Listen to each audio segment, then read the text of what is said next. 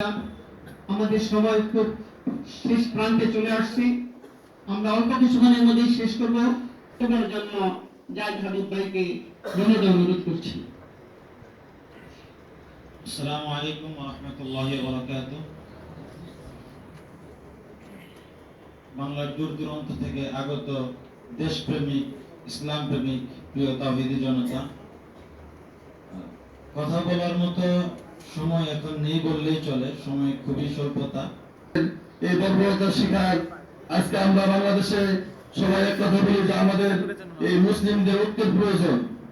আর যদি পুরো বিশ্বের মুসলিমদের ঐক্যবদ্ধ হতো, ঐক্য ধরে রাখতে পারত, ঐক্য হতো, তাহলে আজকে আমাদের এই মুসলিম ভাই বোনদের এই দৃশ্য আমাদের দেখতে হইতো না।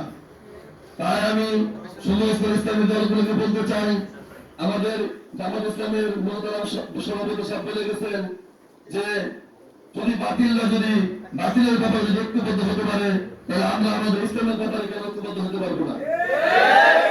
আমাদের মহতারাম আমির, বাংলাদেশ খেলাফত মজলিসের সংগ্রামী আমির, তিনি ঐক্যের ব্যাপারে তিনি তার সর্বোচ্চ প্রচেষ্টা চালিয়ে যাইতেছেন।